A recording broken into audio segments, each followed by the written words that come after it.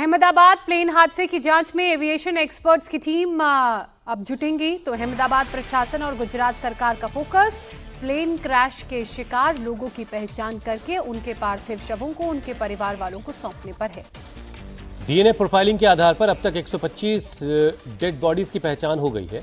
वहीं 124 मृतकों के शव उनके परिवारों को सौंपने के लिए उनके रिश्तेदारों से संपर्क किया जा चुका है।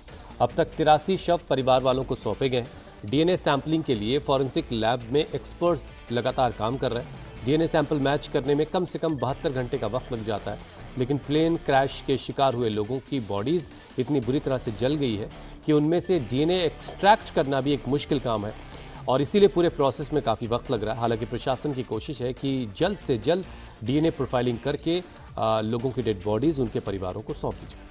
इसके लिए गांधीनगर की फॉरेंसिक लैब में आसपास के जिलों के फॉरेंसिक एक्सपर्ट्स को भी बुलाया गया है। इस वक्त फॉरेंसिक एक्सपर्ट्स की 36 टीमें डीएनए प्रोफाइलिंग में जुटी हुई हैं।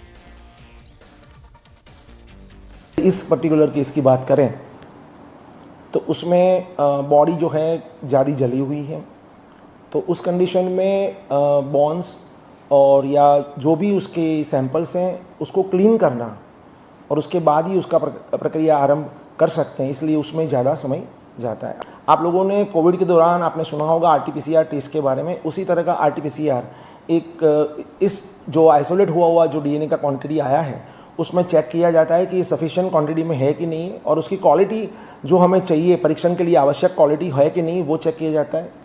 उसके होने के बाद में उसको पीसीआर पे रन किया जाता है, जहाँ पे उसकी मतलब हम बोलेंगे जेरोस कॉपी ये बनाई जाती है। नंबर ऑफ़ कॉपीज़ इसलिए रखी जाती है क्योंकि हमें परीक्षण में उसकी अलग अलग आवश्यकता रहती है, तो इसलिए नंबर ऑफ़ कॉपीज़ होना आवश्यक है। और वो होने के बाद में हम उसको जो डीएनए के जो स्ट्रैंड्स होते हैं, जो आपने देखा होगा ट्विस्टेड फॉर्मेट में होते हैं, आपने गूगल सर्च करेंगे तो डीएनए ट्विस्टेड फॉर्मेट में बताया जाता है, तो वो उसकी स्ट्रैंड में से उसके थ्रेड को अलग किया जाता है और उस थ्रेड को फिर जो थ्रेड अलग किया गया है उसके बाद में उसको डीएनए सीक्वेंसर पे उसको रन मतलब एनालिसिस किया जाता है। उसके बाद में ये प्रोफाइल तैयार होती है।